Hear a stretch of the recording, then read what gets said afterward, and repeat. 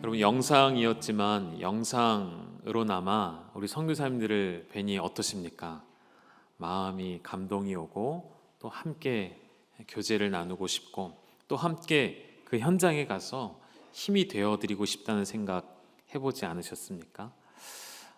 우리 선교사님들 한 분 한 분이 다 너무나도 귀한 선교사님들이고요. 화면에는 5가정이 나왔지만 두 가정, 두 개국은, 이 개국은 보안상의 또 이유 때문에 또 영상을 준비해드리지 못하는 점 우리 선교사님들께서 양해를 구하셨습니다.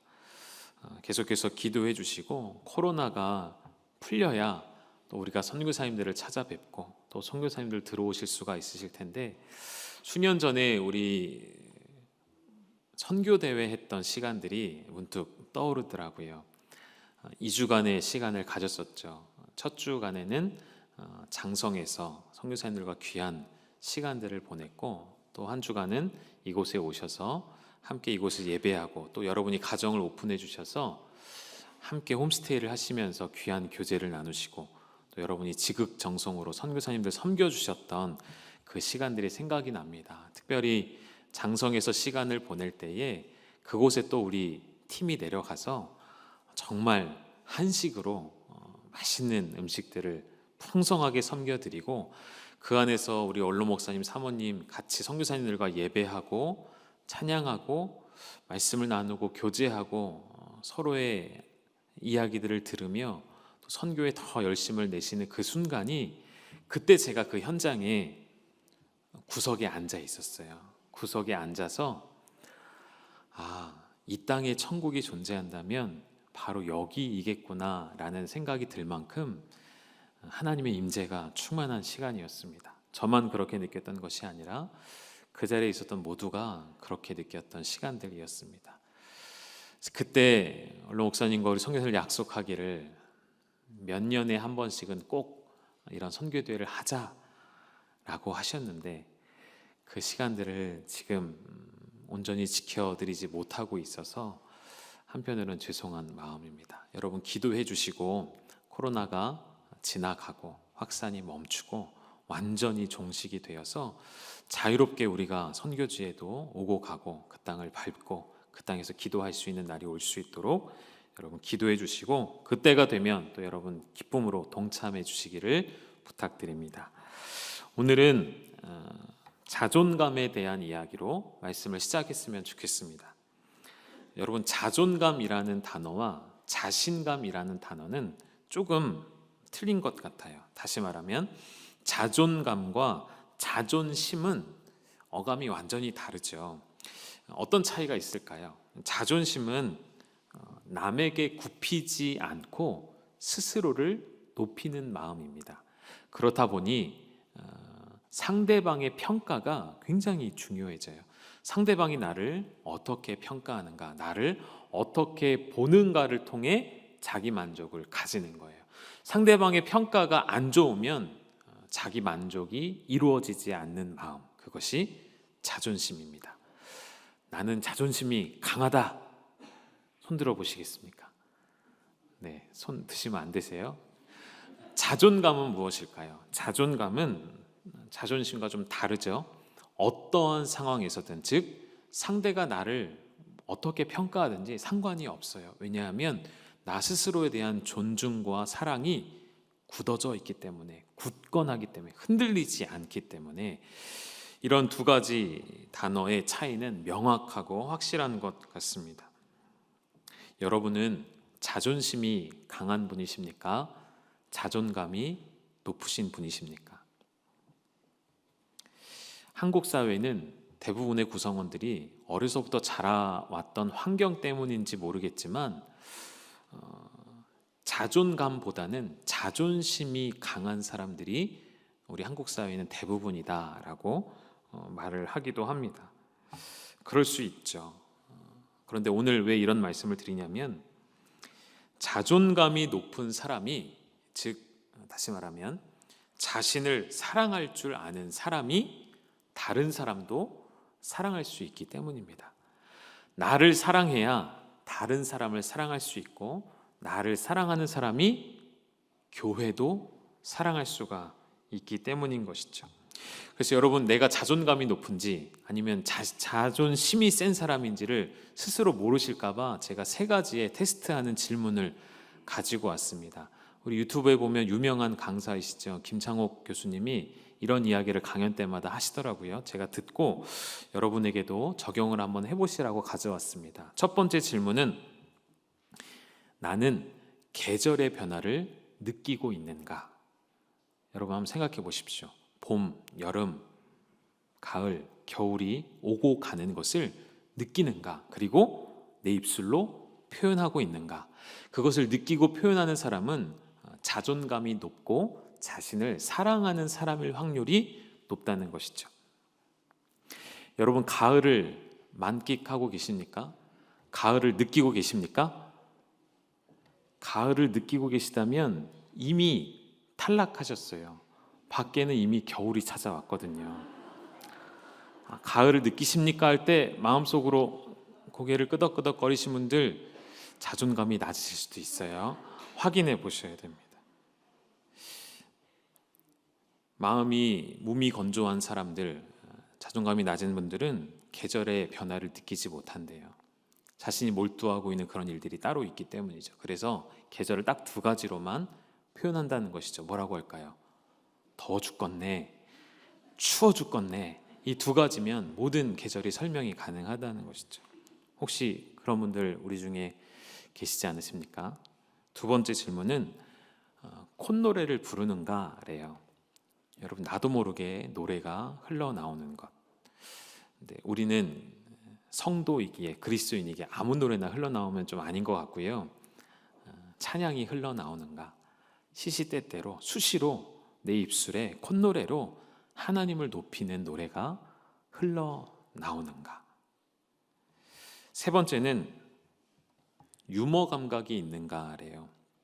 이 유머 감각이라는 것은 그저 사람을 웃기는 것만을 의미하는 것이 아니라 조금 더 무거운 의미를 가집니다. 유머라는 말이 휴먼에서부터 왔다고 하니, 인간이라는 말에서부터 왔다 하니, 유머라는 말은 참다운 인간, 그러니까 참 사람다운 인간다움을 이야기하는 것인데, 이 안에 들어가 있는 또 그 의미가 우리의 예상치 못한 놀라움, 예상치 못한 반전을 일으킬 수 있는 힘, 그런 힘을 가진 자가 인간이라는 존재인 것이죠.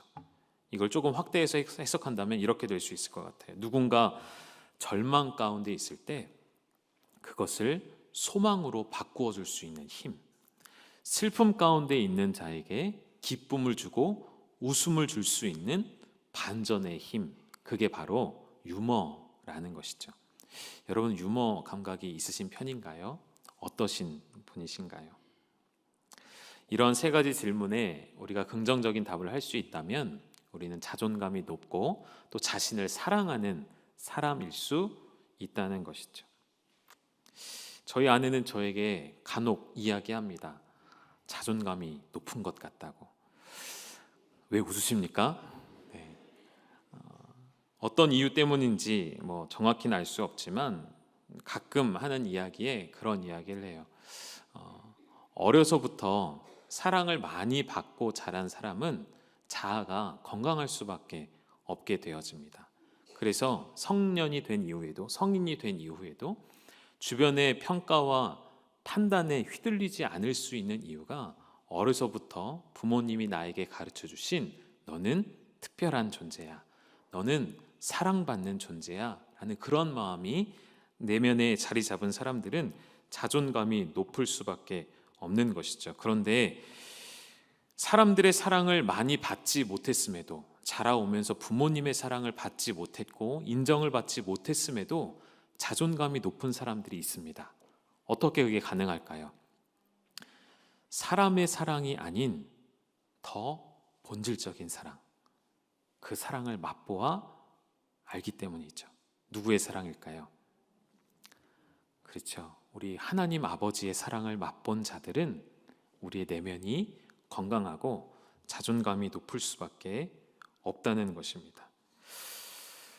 하나님의 사랑을 맛보아 나를 사랑하게 된 자들은 다른 사람도 사랑할 수 있고 교회도 사랑할 수가 있습니다. 때로는 나도 모르게 누군가를 경쟁 상대로 보고 혹은 내가 반드시 이겨야 할 상대로 보고 교회를 판단의 대상으로 여기게 되어지고 평가의 대상으로 보게 되어지는 그런 모습이 우리 안에 있다면 그것은 자존감이 높은 사람의 모습은 아니라는 것입니다. 우리가 교회를 바라보는 시각은 무엇이 되어야 할까요? 아버지의 집으로, 내 사랑하는 교회로 볼 수 있어야 한다는 것이죠. 오늘 선교 결단주일을 맞아 왜 이런 말씀을 하냐면 나를 사랑해야 교회를 사랑할 수 있듯이 오늘 우리가 사도 바울과 같이 빚진 자로서 우리가 해야 할 우리가 사랑하는 교회의 본질적인 사명이 바로 선교이기 때문입니다. 그 선교는 우리가 교회를 사랑하지 않고서는 조금 더 가서 나를 사랑하지 않고서는 도저히 감당할 수 없는 것이 바로 선교라는 것이기 때문입니다. 저는 올 한 해 이제 연말이 계속 되다 보니까 계속 한 해를 돌아보는 시간들을 갖습니다. 이제 이번 주말에 또 연말 당회라고 해서요, 우리 장로님들과 또 한 해를 결산하고 한 해를 정리하고 또 내년 2021년을 준비하는 시간을 갖게 되면서 제가 먼저 한 해를 쭉 정리해 보고 있습니다. 한 해를 돌아보는데 순간적으로 그런 마음도 들더라고요. 아무것도 한 게 없구나, 아무것도 못했구나 라는 마음도 들더라고요. 우리가 정확히 3월 첫 주일부터 모이지를 못했습니다. 영상으로 예배를 시작했고요. 2달 정도 지속되다가 다시 잠시 모였다가 또 못 모이는 일들이 반복되었던 1년이었습니다. 그렇게 처음 겪어보는 상황 앞에서 저도 당황했고 여러분도 아마 당황하셨을 거라 생각이 되어집니다. 그렇게 당황한 채 상반기를 지나왔고요. 그래서 하반기는 이대로 지나갈 수가 없어서 무언가라도 해보려고 제 나름대로는 몸부림치고 발버둥 쳤던 시간이었던 것 같습니다. 그래서 가장 중요한 게 뭘까? 가장 먼저 해야 될 게 뭘까? 가장 중요한 게 무엇일까? 본질이 무엇일까를 기도하고 고민하면서 하반기 내내 말씀에 대해서 우리가 강조했던 시간이었습니다.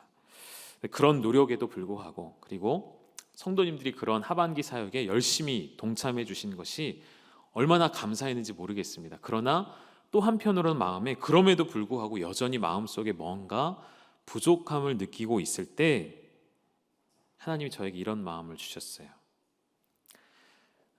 승재야, 네가 일하지 않아도 나는 일하고 있단다.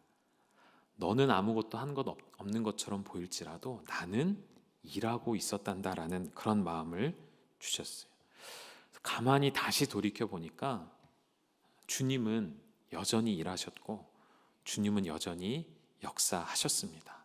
우리 교회를 통해, 저를 통해, 여러분을 통해 하나님의 역사는 오늘도 진행되고 있다는 것이죠.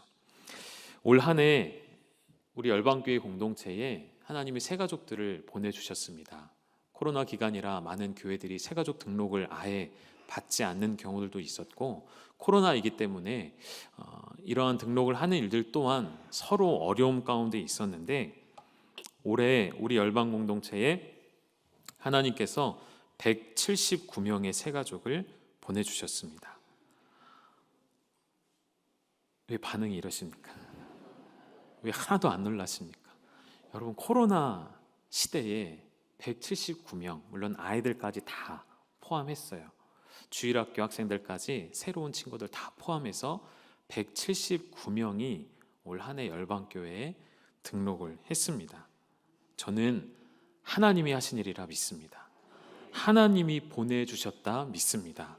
왜 하나님께서 우리 교회에 이렇게 귀한 분들을 많이도 보내주셨을까요?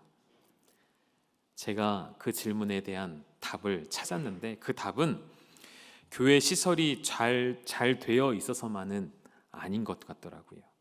담임 목사가 잘생겨서만은 아닌 것 같더라고요. 그런 외적인 이유가 아니라 하나님께서 우리에게 귀한 생명을 보내주신 이유는 바로 이것 때문입니다. 우리가 교회를 사랑하기 때문에, 우리가 하나님을 사랑하기 때문에. 여러분, 여러분의 교회를 사랑하십니까? 하나님을 사랑하십니까? 하나님을 사랑하는 자에게 하나님은 당신의 영혼들을 맡기십니다. 한 주간 저에게 하나님이 질문하신 내용이었습니다. 너는 나의 교회를 사랑하느냐? 열방교회를 얼만큼 사랑하느냐? 너는 열방교회 성도들을 얼만큼 사랑하느냐? 하나님 저에게 질문하셨습니다. 그리고 그 답을 제가 드리기 전에 이미 하나님은 저에게 그런 마음을 주셨던 거죠. 우리가 교회를 사랑하기에 주님이 맡겨주신 것처럼, 주님이 보내주신 것처럼, 주님을 사랑하는 교회에 당신의 사람들을 보내주시고 맡겨주신 그 일에 이미 답이 있다는 것을 제가 깨닫게 되었습니다. 우리에게 귀한 생명들을 보내주신 것은 하나님의 다른 뜻과 다른 의도가 있어서가 아닙니다. 그들로 하여금 교회의 가장 본질적인 사명을 함께 하라고 보내주신 것입니다. 오늘 제가 말씀드리고 싶은 교회의 본질적인 사명이 무엇이겠습니까? 무엇이겠습니까? 대답을 해주시겠습니까? 오늘 무슨 주일이죠? 오늘 선교 결단 주일로 지킵니다. 누가 뭐라 하여도 부정할 수 없는 교회의 가장 본질적인 사명은 선교, 즉 복음을 증거하는 일인 것이죠. 물론 교회 안에 온전한 예배가 드려져야 하고 다음 세대를 가르쳐야 할, 그리고 올바른 신학 안에서 성도들을 양육해야 할 교육과 훈련이 필요합니다. 하나님의 받은 은혜를 우리가 봉사로서 나타내야 합니다. 성도의 귀한 성령과 함께하는 코이노니아의 교제도 필요합니다. 그러나 그 모든 것들의 종착점은, 목적지는 결국 하나님의 영광을 나타내는, 그리고 하나님께 한 영혼을 돌려드리는 구원의 선교적 사명이라는 것이죠. 교회에 생명력이 있다, 교회가 부흥한다 라고 말할 때 그 교회는 반드시 이 하나님의 선교에 동참하고 있는 교회라는 것을 우리는 보게 되어집니다. 사도행전 1장 8절에 보시면 성령이 우리에게 임하시면, 성령이 임하신 목적이 무엇입니까? 우리를 땅끝까지 증인되게 하시려 성령이 오셔서 그 선교의 사역을 주도하고 계시다는 것이죠. 사도 바울이 고백하는 것처럼 우리가 선교를 해야 하는 것은 빚진 자이기 때문입니다. 복음의 빚진 자이기에 가만히 있어서는 안 되기 때문인 것이죠. 그리고 선교의 이유를 더욱 구체적으로 질문한다면 선교를 해야 하는가, 이 질문 앞에 한 단어를 더 붙여야 되겠습니다. 반드시 선교를 해야 하는가? 열방교회는 반드시 선교를 해야 하는가? 열방교회 성도는 반드시 선교에 동참해야 하는가? 라는 질문에 대한 답은 이것입니다. 하나님의 열심과 하나님의 선교를 행하심으로 말미암아 이 땅에 교회가 세워졌고, 또 그렇게 세워진 교회의 선교 사역을 통하여 하나님의 나라가 완성됩니다. 그러하기에 교회는 반드시 선교해야 하는 교회인 것이죠. 여러분, 예수님께서 이 땅에 오실 때에, 이 땅에 내려오심을 예수님 스스로 뭐라고 표현하셨냐면 요한복음 6장 38절에 보시면, 우리 말씀 같이 읽어볼까요? 시작. 내가 하늘에서 내려온 것은 내 뜻을 행하려 함이 아니요 나를 보내신 이의 뜻을 행하려 함이니라. 내가 하늘에서 내려온 것은 나를 보내신 이의 뜻을 행하려 함이니라. 아버지께서 나를 보내셨다라고 단어를 사용하셨습니다.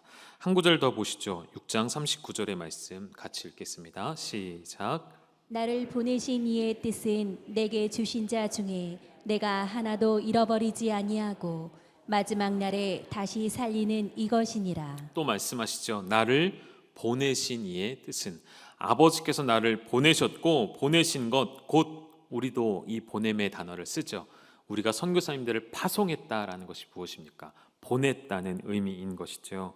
이 보냄을 받으신 예수 그리스도의 하시는 사역이 무엇입니까? 6장 39절 마지막에 뭐라고 되어 있죠? 마지막 날에 하나도 잃어버리지 아니하고 다시 살리는 사역. 여러분, 이게 무엇이겠습니까? 바로 선교인 것이죠. 주님은 당신만 보냄을 받고 끝나지 않으셨습니다. 요한복음 20장 21절에 제자들에게 이렇게 말씀하십니다. 너희에게 평강이 있을지어다. 아버지께서 나를 보내신 것 같이 나도 너희를 어떻게 하신다고요? 보내노라 말씀하셨죠. 예수님으로부터 파송을 받은 제자들이 결국 온 세상 가운데 각 나라와 민족마다 복음을 증거하며 다니는 선교의 일을 시작하게 된 것이죠.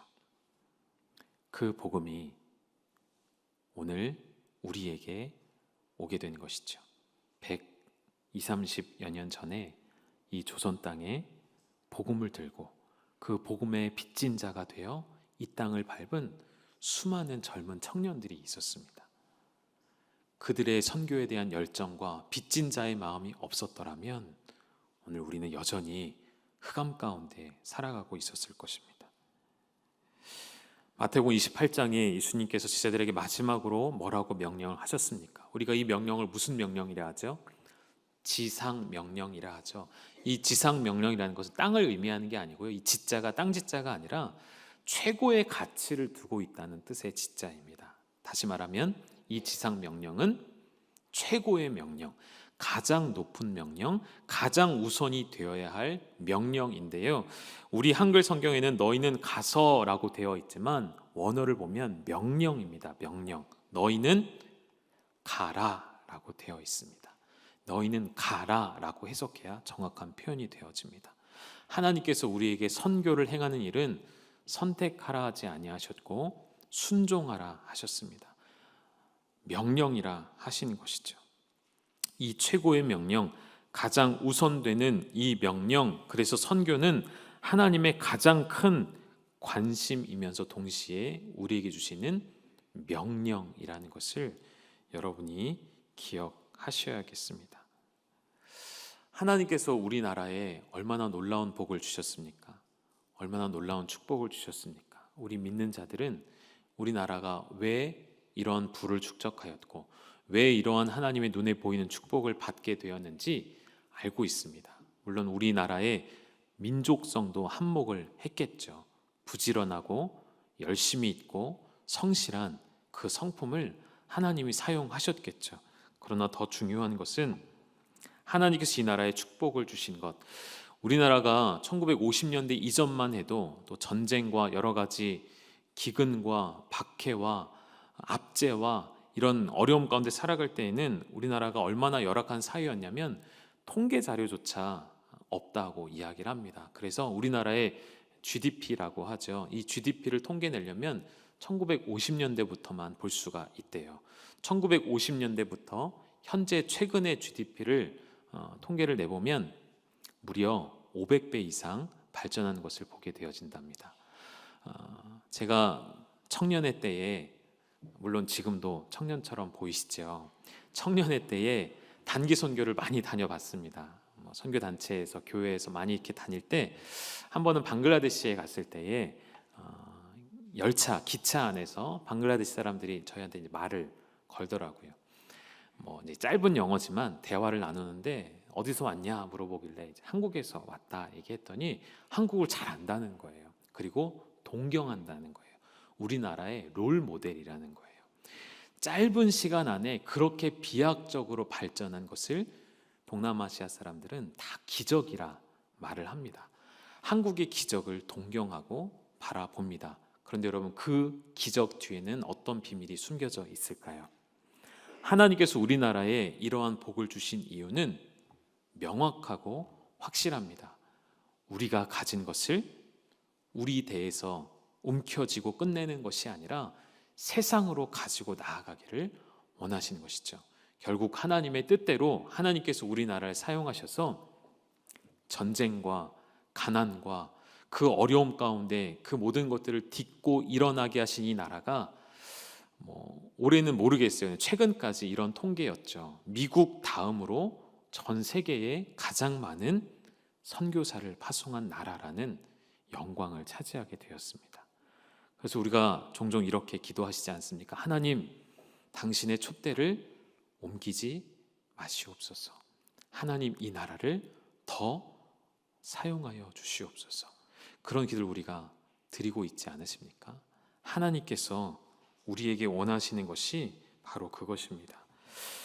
그러한 비밀을 알지 못한 채 우리에게 주신 넉넉한 물질, 부유함, 이러한 것들을 누리기만 한다면 하나님의 목적대로 사용되지 않을 때 하나님은 결국 그것들을 가져가실지도 모르겠습니다.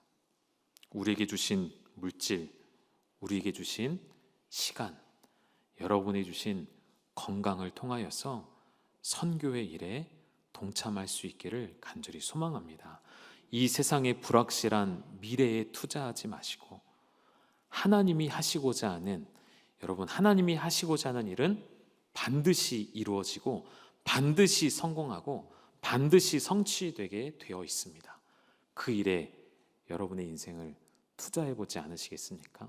그 일에 여러분의 인생을 맡겨보지 않으시겠습니까? 조선 땅에 왔던 한 무명 선교사의 편지를 제가 읽어드리고 오늘 말씀을 마치도록 하겠습니다. 그가 본국으로, 고국에 계신 부모님께 보내드린 편지입니다. 한번 들어보시죠. 사랑하는 어머니, 이곳 조선 땅에 오기 전 집들에 심었던 꽃들이 활짝 피어났다는 소식을 들었을 때 하루 종일 집 생각만 했습니다. 욕심쟁이였던 수지가 그 씨앗을 받아 동네 사람들에게 나누어 주었다니 너무나 대견스럽군요. 아마도 내년 봄이 되면 온통 우리 동네는 우리가 심었던 노란 꽃으로 덮여 있겠군요. 아버지, 어머니, 이곳 조선 땅은 참으로 아름다운 곳입니다. 모두들 하나님을 닮은 사람들 같습니다. 선한 마음과 복음에 대한 열정으로 보아 아마도 수십 년이 지나면 이곳은 예수님의 사랑이 넘치는 곳이 될 것 같습니다. 복음을 듣기 위해 20km를 맨발로 걸어오는 어린아이들을 볼 때 그들 안에 있는 하나님의 사랑 때문에 오히려 위로를 받습니다. 그러나 한편에서는 탄압이 점점 심해지고 있습니다. 며칠 전에는 예수님을 영접한 지 일주일도 안 된 서너 명이 끌려가 순교를 당하였고 토마스와 제임스 선교사도 순교를 당하였습니다. 선교 본부에서는 철수하라는 지시가 있었지만 대부분의 선교사들은 그들이 전도한 조선인들과 아직도 숨어서 예배를 드리고 있습니다. 그들은 모두 순교를 할 작정인가 봅니다. 오늘 밤은 유난히도 고향으로 돌아가고 싶습니다. 외국인을 죽이고 또 기독교를 증오한다는 소문 때문에 떠나던 날 부두에서 저를 끝까지 말리셨던 어머니의 얼굴이 자꾸만 제 눈앞에 어립니다. 아버지, 어머니, 어쩌면 이 편지가 마지막일 수도 있습니다. 제가 이곳에 오기 전 뒤뜰에 심었던 한 알의 씨앗으로 이제 내년이면 온 동네가 꽃으로 가득하겠지요. 그리고 또 다른 씨앗을 만들어 내겠지요. 저는 이곳에서 작은 씨앗이 되기로 결심했습니다.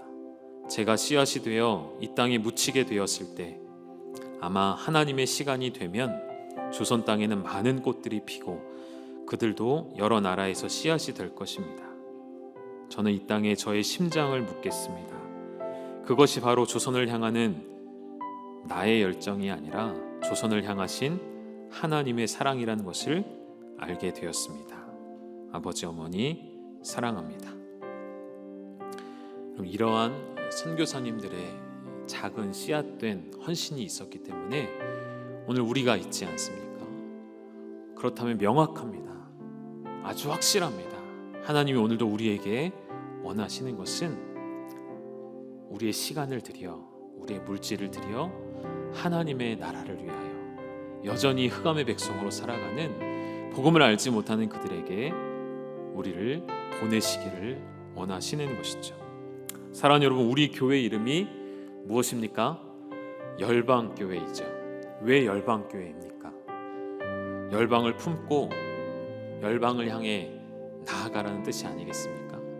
여러분, 열방교회라는 이름은 굉장히 무겁고 어려운 이름입니다. 열방을 품지 않으면서 열방이라는 이름을 사용할 수가 없습니다. 소망하기는, 바라기는 우리가 선교의 대를 이어갔으면 좋겠습니다. 선교의 대를 잇는 교회가 되었으면 좋겠습니다. 우리가 선교사가 되고, 우리가 선교사를 보내고, 우리가 선교사를 돕는 그러한 교회, 그러한 열방교회를 여러분 함께 만들어가지 않으시겠습니까? 하나님께서 기뻐하십니다. 그 기뻐하시는 일에 우리의 인생을 드릴 수 있는 저와 여러분 되기를 간절히 소망합니다. 우리 이 찬양 함께 부르시면서 우리 함께 마음을 결단하고 선교에 동참하는 우리의 심령이 되기를 소망합니다. 우리에겐 소원이 하나 있네. 우리에겐 소원이 하나 있네. 주님 다시 오실 그날까지 우리 가슴에 새긴 주의 십자가 사랑, 나의 교회를 사랑케 하네. 주의 교회를 향한 우리 마음, 인생과 포기와 가난과 고난, 하물며 죽음조차 오늘 막을 수 없네.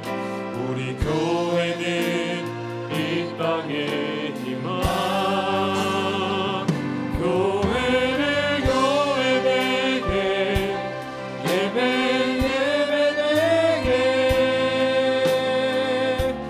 우리 사용하소서. 진정한 풍의 날 오늘 임하노. 우리 사용하소서. 교회를 교회되게, 교회를 교회되게, 예배 예배되게 우리 사용하소서. 진정한 풍의 날 오늘 임하노. 우리 사용하소서. 시간 함께 기도했으면 좋겠습니다.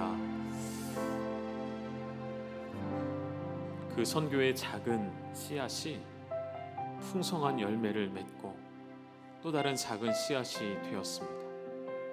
120여 년 전에 수많은 청년들이 조선 땅에 들어왔고 이곳에서 한 알의 밀알이 되어서 많은 열매를 맺었고, 그 열매가 바로 나입니다. 그 열매가 바로 우리 열방교회입니다. 하나님 우리에게 원하십니다. 세상 가운데 나아가라고. 열방을 품고 여전히 흑암에 살아가는 백성들에게 하나님의 복된 소식을 증거하는 또 다른 작은 씨앗이 되라 말씀하십니다. 여러분, 그 말씀만이 우리의 인생의 목표가 되어야 합니다. 여러분, 그 하나님의 부르심 가운데 순종하며 나아가지 않으시겠습니까? 여러분이 선교사가 되시고, 여러분이 선교사를 보내는 자가 되시고, 여러분이 선교사님들을 돕는 자가 되어질 때 하나님의 나라가 이루어질 것입니다. 하나님 우리 교회를 그런 교회로 사용하여 주시옵소서. 나의 삶을 드리오니 나의 삶을 받아 주시옵소서. 우리 사랑하는 선교사님들을 주님의 손에 올려드리며 우리의 교회를 위하여, 우리의 사역을 위하여 이 시간 주여 한번 부르시고 간절히 기도하며 나아가시겠습니다. 주여,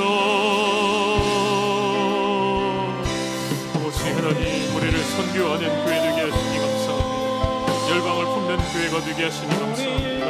하나님, 이곳 조선 땅에 100년 전에 수많은 젊은이들의 피가 흘렀고 그들의 심장이 이 땅에 묻힘으로 말미암아 하나님 이 나라의 또 다른 작은 씨앗들이 맺게 되었습니다. 하나님, 오늘 이 교회가, 우리 열방교회가 하나님 또 세상을 품는 교회 되어지게 하여 주시옵소서. 열방으로 나아가는 교회가 되어지게 하여 주시옵소서. 주님 다시 오시는 그날까지 우리 가슴에 새겨주신 주의 십자가 사랑을 품고 열방 가운데 나아가는 우리 교회가 되게 하여 주시옵소서. 하나님, 우리 사랑하는 선교사님들을 주님의 손에 올려드리오니 하나님, 그들을 도우시고 그들을 붙잡아 주시고 그들이 그곳에서 살아가는 시간들이 결코 헛되지 않게 하여 주시옵시고 그들의 눈물과 그들의 피 흘림과 그들의 귀한 사역을 통하여 그 땅에 십자가가 세워지며 수십 년 후에는 이제 그곳에 하나님의 나라가 이루어져 또 선교로 나아가는 나라들이 되어질 수 있도록 주님 우리를 사용하여 주시옵소서. 우리 주 예수 그리스도의 은혜와 하나님 아버지의 독생자를 아낌없이 내어주신 그 놀라운 사랑하심과 성령의 교통하심이 오늘 선교 결단주일을 맞아 내가 선교사가 되기를 원하며 내가 선교사를 보내기를 원하며 내가 선교사를 돕기 원하며 또 그러한 이름을 가진 열방교회답게 열방을 품고 열방을 향해 나아가는 교회로 사용되어지기를 원하는 주님 핏값 주고 사신 우리 열방교회와 우리 사랑하는 열방의 모든 지체들 위해 사랑하는 우리 모든 선교사님들 위해 이제로부터 영원토록 함께 있을지어다. 아멘.